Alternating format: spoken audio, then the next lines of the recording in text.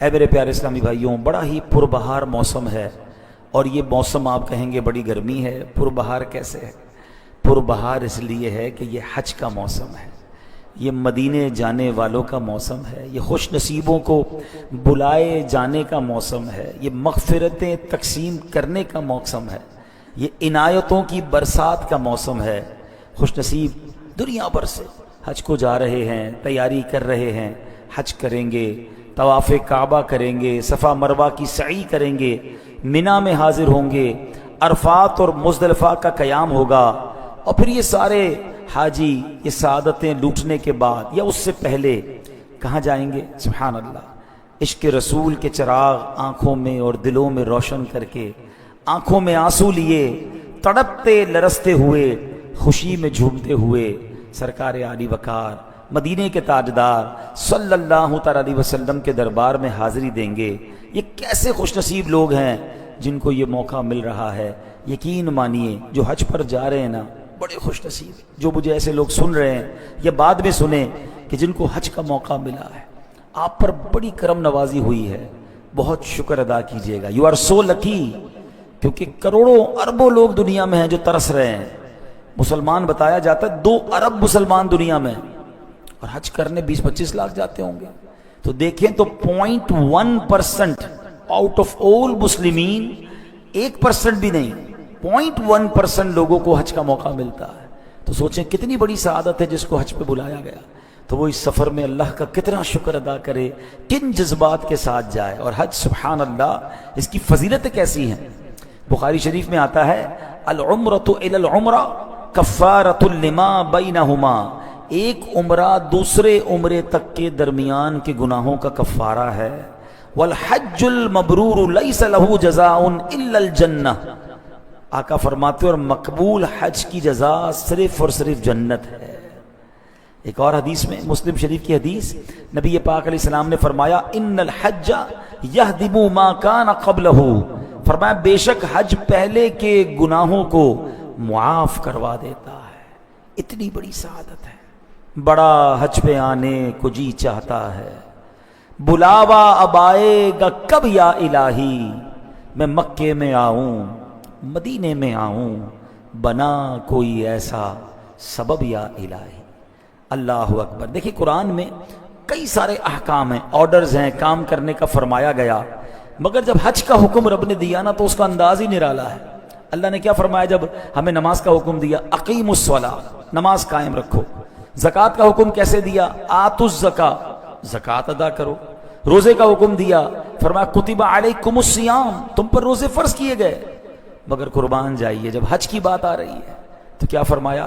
وَلِلَّهِ عَلَى النَّاسِ حِجُّ الْبَيْتِ، اور اللہ کے لیے کیا ہے؟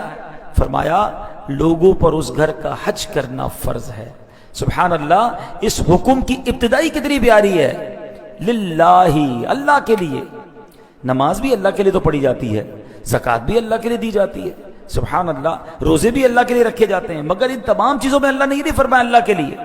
مگر حج چونکہ عشق کا، بندگی کا ایک ایسا نرالا سفر ہے کہ اس کا حکم دیتے ہوئے کیا فرمایا؟ اللہ کے لیے ہے یہ عمل کہ لوگ اللہ کے گھر کا حج کریں۔ اللہ اکبر۔ اب ذرا اس کو تھوڑا سا سمجھتے ہیں نا، حاجیوں کا انداز کیا ہوتا ہے۔ دیکھیں نا، وہ کئی ایسے لوگ ہیں جو حج پہ جاتے ہیں، بڑے مہنگے کپڑے پہنتے ہیں، اچھی سلائی کرواتے ہیں، کپڑے پہ کریز لگ جائے تو مزہ نہیں آتا، بڑے صاف ستھرے کپڑے پہنتے ہیں۔ مگر وہی بندہ حج کو چلا ہے، سارے کپڑے اتارے اور 2 کفن نما چادریں پہن لی، احرام کی چادریں پہن لی۔ کوئی کہے بھائی اتنے اچھے کپڑے کیوں اتار دیے؟ تو جواب کیا ہے؟ للہ، اللہ کے لیے اتار دیے ہیں۔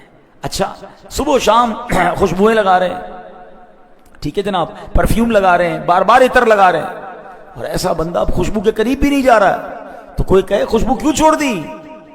کیوں احرام میں خوشبو نہیں لگا سکتے نا؟ تو جواب کیا ہوگا؟ للہ، میں کچھ نہیں جانتا، بس اللہ کے لیے میں نے یہ کام چھوڑ دیا۔ آگے چلیں، اب میدان ہیئر اسٹائل، بال بنا رہے ہوتے ہیں، صبح تیل لگاتے ہیں، کریمیں لگاتے ہیں، حج پر گئے، احرام پہن لیا، بندہ کنگھا کرنے میں ڈر رہا ہوتا ہے بال نہ ٹوٹ جائے، کیونکہ احرام میں کوشش یہ کرنی ہے کہ بال نہ ٹوٹیں۔ تو کوئی کہے بھائی کنگھی کیوں نہیں کر رہے، بال بکھر گئے، تم تو روز کنگھی، ہر وقت آئینہ کے سامنے۔ تو بندہ کیا کہتا ہے؟ للہ، میں جانتا کچھ نہیں، بس اللہ کے لیے یہ بھی چھوڑ دیا ہے۔ عرفات پہنچے، منا گئے، جمرات کو رمی کی ہیں، کہیں زمین پہ سو رہے ہیں، کہیں خیمے میں سو رہے ہیں، بہترین بستر چھوڑے. کس لیے چھوڑے؟ للہ، اللہ کے لیے چھوڑ دیے. اور اس کے بعد وہ بال جس کا بڑا خیال ساری زندگی شیمپو لگا لگا کر رکھا، اب سارے بال کٹوا دیے. کیوں کٹوائے بھائی؟ حلق کیوں کروایا؟ للہ، اللہ کے لیے. یہ عمل ہی ایسا ہے، یہ حج سفر ہی کمال کا ہے. یقین کریں جنہوں نے حج کیا ہے نا، ان کو پتا ہے کہ تھکن بھی تھک جاتی ہے، بندہ اتنا تھکتا ہے، میلا کچیلا پسینے میں ڈوبا ہوا. دنیا میں یہ حالت کبھی کوئی پسند نہیں کرتا، مگر حج ایسا سفر ہے کہ جو ایک بار کر لے وہ ہر سال دعا کرتا ہے، مولا پھر بلا، میں تھکنا چاہتا ہوں، پھر بلا میں میلا کچیلا ہونا چاہتا ہوں، پھر بلا میرے مالک، میں وہ ساری تکلیفیں اٹھانا چاہتا ہوں. کیونکہ ہر تکلیف کا لطف ہے، ہر تکلیف میں رحمت ہے، ہر قدم پر سمجھ لے مغفرت ہے. تو پھر کیوں نہ بندہ حج کے لیے ترسے. اور سبحان اللہ، آج جو ہم نے آیت تلاوت کی ہے اس میں بات پتہ ہے کہاں کی ہو رہی ہے؟ اس میں بات میرے آقا کے شہر مدینہ کی ہو رہی ہے. تو آج کا بیان مکے اور مدینے کی یادیں ہیں، حج اور مدینے کی یادیں. قرآن میں کیا فرمایا؟ والذین ہاجروا فی اللہ من بعد ما ظلموا، اور جنہوں نے اللہ کی راہ میں اپنے گھر بار چھوڑے اس کے بعد کہ ان پر ظلم کیا گیا. دیکھیں نا، صحابہ تو مکہ پاک میں رہتے تھے، ان کا اپنا گھر تھا، اپنا کاروبار تھا، مگر کفار ایمان لانے کی وجہ سے ان پر مظالم اٹھاتے، ان کو مارتے، ان کا جینا بس مشکل کر دیا تھا، لہو لہان کر دیتے، کسی کو گرم ریت پر لٹاتے، تپتے کوئلوں پر لٹا دیتے، مگر وہ اللہ کا نام لینا نہ چھوڑتے تھے، ایمان پر ثابت قدم رہے.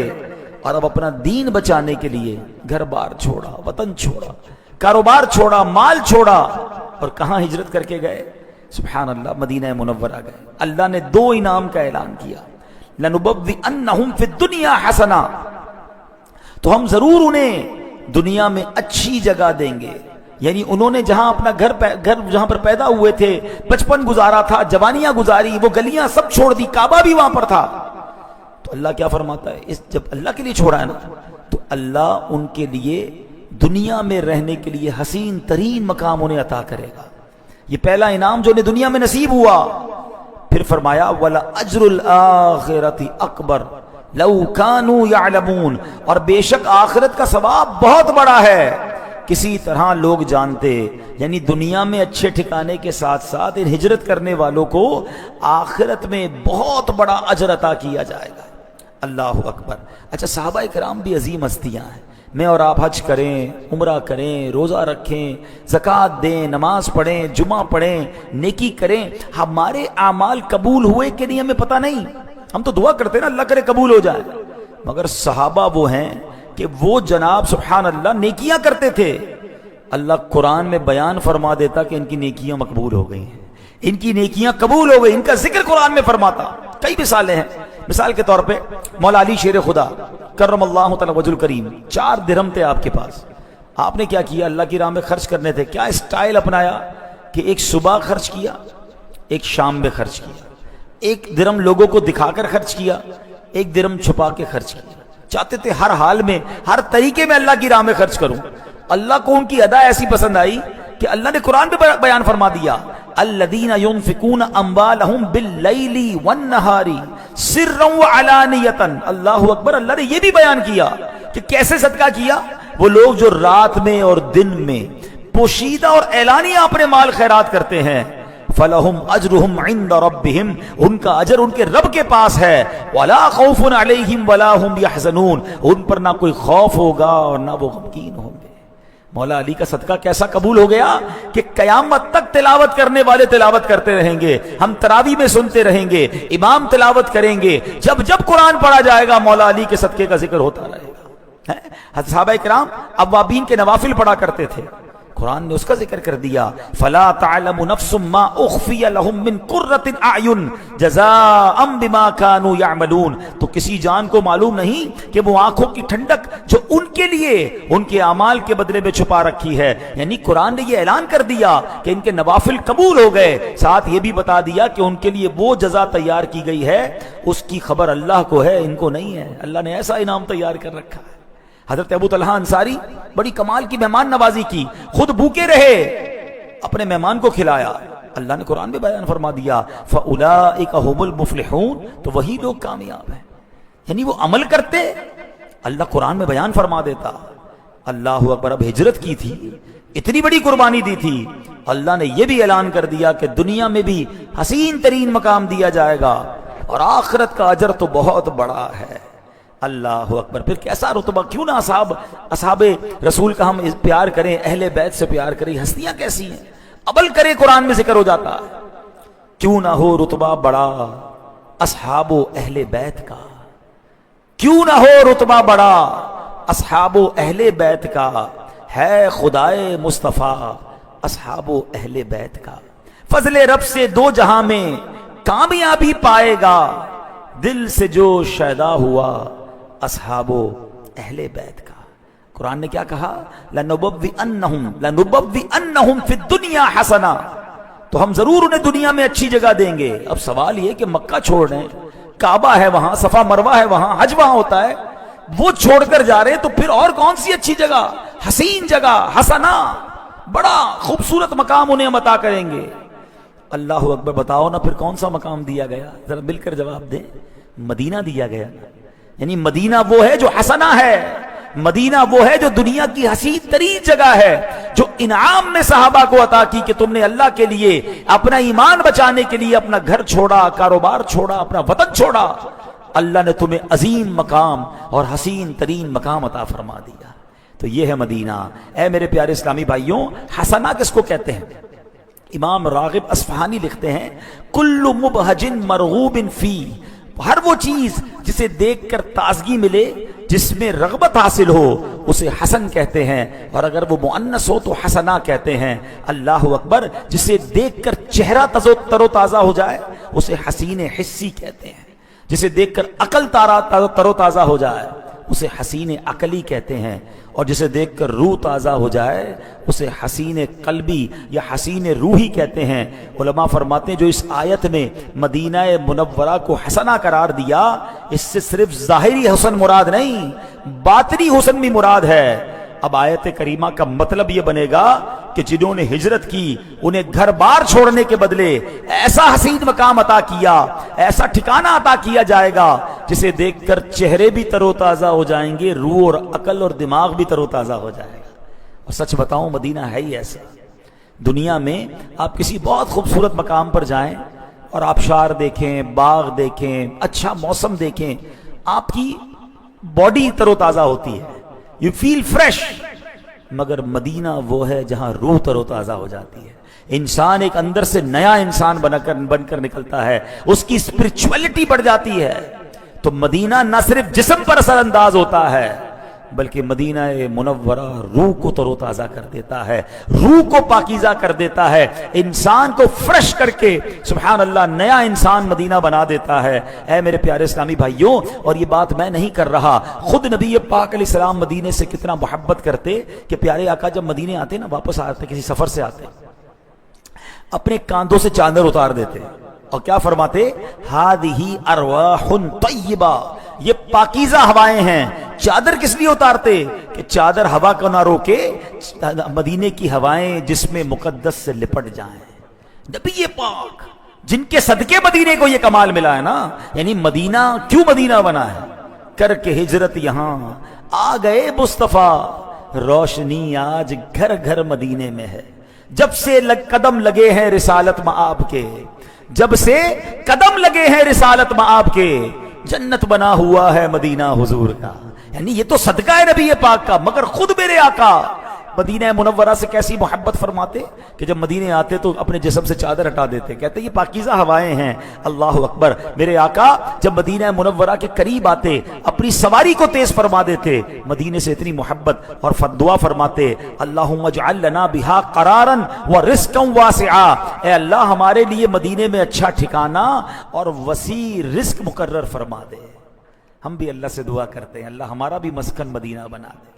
تو لکھ دے الہی مقدر میں میرے، تو لکھ دے الہی مقدر میں میرے، مدینے میں مرنا مدینے میں جینا، نہیں روتے عشاق دنیا کی خاطر، رلاتی ہے ان کو تو یاد مدینہ. اے میرے پیارے اسلامی بھائیوں، یہ جو مدینے کو جنت کہا گیا نا، یہ ایسے نہیں کہا گیا. علماء بھی فرماتے ہیں مدینہ منورہ میں ایک مقام تو ایسا ہے، خاص مقام، تمام امت کا جس پر اتفاق ہے کہ جو حصہ زمین کا، وہ حصہ جو سرکار دو عالم علیہ الصلوۃ والسلام کے جسم پاک سے ملا ہوا ہے، قبر منور کا وہ حصہ جو نبی پاک کے جسم سے ٹچ ہو رہا ہے، یہ جنت تو کیا عرش اعظم سے بھی افضل ہے، کیونکہ یہ تو خود نبی پاک سے ٹچ ہو رہا ہے نا، یہ ایگزیکٹلی حصہ. اچھا، اس کے علاوہ مدینہ مبارکہ کی مبارک گلیاں، مدینہ شریف کے مقدس بازار کو بھی بعض اولیاء کرام، علماء کرام جنت کہتے ہیں. مثلا خلیفہ اعلیٰ حضرت مولانا جمیل رضوی رحمۃ اللہ تعالی کیا لکھتے ہیں؟ مدینے میں ہزاروں جنتیں ان کو نظر آئیں، مدینے میں ہزاروں جنتیں ان کو نظر آئیں، نظارہ کر تو لے ایک بار رضواں میری جنت کا. ایسی جگہ جنت سے مراد حقیقی جنت مراد نہیں ہوتی، یہ اہل عشق کا اپنا انداز ہوتا ہے. اے میرے پیارے اسلامی بھائیوں، اب نبی پاک نے کئی مقامات مدینہ منورہ کے ایسے ہیں جس کو خود جنت فرمایا. میرے آقا علیہ السلام فرماتے ہیں ما بین بیتی و مسلایا روضۃ من ریاض الجنہ، میرے گھر سے لے کر میرے مصلی تک کی جگہ جنت کی کیاریوں میں سے ایک کیاری ہے. ہائے ہائے، جس کو ریاض الجنہ کہتے ہیں نا، نبی پاک کے روضے اور نبی پاک کے ممبر کے درمیان. ایک حدیث ہے مصلی اور میرے ممبر کے درمیان، میرے گھر اور میرے مصلی کے درمیان، ایک ہے میرے گھر اور میرے ممبر کے درمیان. یہ جو جگہ ہے یہ جنت کی کیاریوں میں سے ایک کیاری ہے. اللہ اکبر. اب ذرا آپ غور کریں کہ جب مدینہ منورہ کے ایک بڑا حصہ ہی جنت کا ٹکڑا، اس میں جانے والا ایسا جو جنت میں گیا، تو مبارک ہو ان کو جو روضہ ریاض الجنہ میں گئے ہیں. کبھی روضے سے ممبر تک، کبھی ممبر سے روضے تک، ادھر جاؤں ادھر جاؤں، اسی حالت میں مر جاؤں. اعلیٰ حضرت لکھتے ہیں نا، اس طرف روضے کا نور، اس سمت ممبر کی بہار، بیچ میں جنت کی پیاری پیاری کیاری، واہ واہ، اللہ اکبر. ایک اور میں آپ کو خوبصورت بات بتاؤں، ہم مدینہ جانے کو یوں بھی تڑپنا چاہیے کہ مدینہ پاک میں ایک جگہ نہیں، ابھی آپ سنیں گے کہ کئی جگہیں ایسی ہیں جس کے بارے میں پیارے آقا نے فرمایا جنت کا ٹکڑا ہے، یہ جنت کا حصہ ہے. جنت کا اصول یہ ہے، یہ اللہ کی رحمت کا اصول سمجھ لیں کہ جتنے مسلمان ہیں نا، اللہ پاک ہم سب کا ایمان سلامت رکھے، کہیے آمین.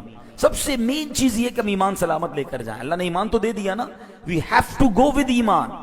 اور یہ اللہ نے قرآن میں فرمایا یا ایھا الذین آمنوا اتقوا اللہ حق تقاتہ ولا تموتن الا وانتم مسلمون. اے ایمان والو، اللہ سے ڈرو جیسا ڈرنے کا حق ہے، اور مرنا نہیں مگر مسلمان. یعنی ایمان لے کر جانا، خالی ہاتھ نہیں چلے جانا. اللہ نے ایمان دے دیا، اب ایمان بچانا ہے، ایمان کے ڈاکوؤں سے ایمان بچانا ہے، اپنے اعمال برے نہیں کرنے کے ایمان چلا جائے.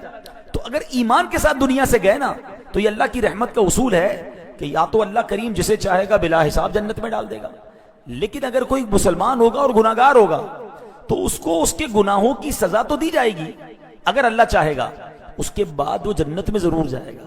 اور جو ایک بار جنت میں جائے گا نا، پھر کبھی جہنم میں نہیں ڈالا جائے گا. یہ یاد رکھیے، اللہ کی رحمت کا اصول ہے کہ once anybody enter in paradise، اب اسے جنت سے نکالا نہیں جائے گا. کب تک؟ ہم فیہا خالدون. جنت میں جو گیا وہ ہمیشہ ہمیشہ جنت میں رہے گا. there is no expiry date. اس دنیا میں ایکسپائری ڈیٹ ہے ہماری. جس دنیا میں پاگل ہوئے ہیں نا، گھر بنا لوں، فیکٹری بنا لوں، دنیا بنا لوں، چاہے حلال سے بناؤں حرام سے بناؤں، کسی پر زیادتی کر کے بناؤں، پاگل ہو گئے لوگ. حالانکہ اس جگہ سے جانا ہے.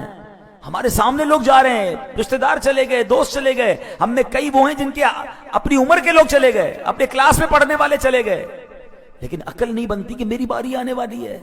مگر جدھر جانا ہے، اللہ کی قسم جو جنت میں چلا گیا اس سے بڑا خوش نصیب کون ہے کہ وہاں سے نکالا ہی نہیں جائے گا، کوئی موت ہی نہیں ہے وہاں پر.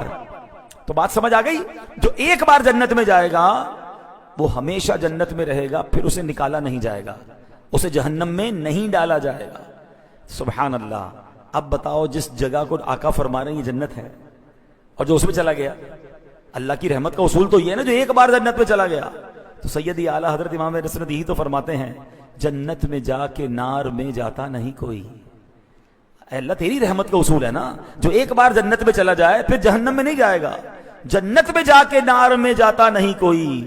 تو اے اللہ پھر جو مدینہ دیکھ آیا ہے، جو ریاض الجنہ ہو آیا ہے، اے اللہ جو جنت کے ٹکڑے کو وزٹ کر کے آ گیا ہے، تو تیری رحمت تو یہ کہتی ہے کہ جو ایک بار جنت میں چلا گیا پھر نہیں جائے گا، تو انشاءاللہ مدینے جانے والا اللہ کی رحمت سے امید ہے کہ انشاءاللہ وہ جنت میں ہی جائے گا۔ ایسے ہی نہیں مدینے سے پیار ہے، ایک اور بڑی پیاری حدیث ہے، چلے وہ جنت کے ٹکڑے بتاتا ہوں میں آپ کو کہاں کہاں ہیں، لیکن وہ جو بات چلی ہے نا کہ مدینہ پاک کی زیارت کو کیوں ترسنا چاہیے اور کیوں اس کی زیادہ تڑپ ہونی چاہیے، نبی پاک فرماتے من زار قبری وجبت لہو شفاعتی۔ کیا مطلب ہے اس حدیث کا؟ جس نے میرے روضے کی زیارت کی اس پر میری شفاعت واجب ہو گئی، ٹھیک ہے؟ اچھا، ایک بہت بڑا انعام ہے شفاعت، جس کی شفاعت ہو گئی اس کی مغفرت ہو جائے گی، مگر علماء کہتے ہیں اس حدیث میں 3 انعام ہیں، ایک نہیں ہے۔ کیوں؟ اب غور سے سنیے گا۔ شفاعت جو ہے یقیناً میرے آقا علیہ السلام بھی فرمائیں گے، مگر دیگر نبی بھی فرمائیں گے، اور اولیاء بھی فرمائیں گے، علماء بھی فرمائیں گے، حافظ بھی اپنے گھر والوں کی شفاعت کرے گا۔ پڑھا ہے نا ہم نے حدیثوں میں، وہ ہے کہ جو جس مرتبے پر ہوگا اس مرتبے کے لحاظ سے لوگوں کی شفاعت کرے گا۔ حدیثوں میں یہ بھی مضمون ملتا ہے کہ علماء جب اور لوگ جنت میں جائیں گے تو علماء کو روک لیا جائے گا کہ آپ رکیں اور لوگوں کی شفاعت کریں اور انہیں جنت میں لے جائیں، یعنی ہر بندے کو اس کے مرتبے کے مطابق اختیار دیا جائے گا، اتھارٹی دی جائے گی کہ وہ شفاعت کرے، مگر سب سے بڑی شفاعت کون کریں گے؟ سرکار دو عالم علیہ السلام کریں گے۔ تو اس حدیث میں میرے آقا نے یہ نہیں فرمایا کہ جس نے میرے روضے کی زیارت کی اس پر شفاعت واجب ہو گئی، نہیں، آقا نے فرمایا شفاعتی، میری شفاعت واجب ہو گئی، یعنی مدینے جانے والا وہ ہے جس کی شفاعت خود نبی پاک علیہ السلام فرمائیں گے۔ اور تیسرا انعام کیا ہے؟ ہائے ہائے، تیسرا انعام یہ شفاعت تو ہوگی اس کی جس کا ایمان پر خاتمہ ہوگا، غیر مسلم کی تو شفاعت نہیں ہوگی نا، تو اس کا مطلب مدینے جانے والے کا ایمان پر بھی خاتمہ ہوگا۔ ہائے ہائے، پھر کیوں نہ مدینہ منورہ جانے کی تڑپ ہو کہ وہاں مغفرت کا وعدہ ہے، وہاں شفاعت کا وعدہ ہے۔ بیان کے شروع میں ہم نے حج کے فضائل سنے، مکہ پاک اور حج اور عمرے کے فضائل سنے، اور اب ذکر مدینہ جاری ہے کیونکہ موسم ہے حاجیوں کا جو خوش نصیب مدینے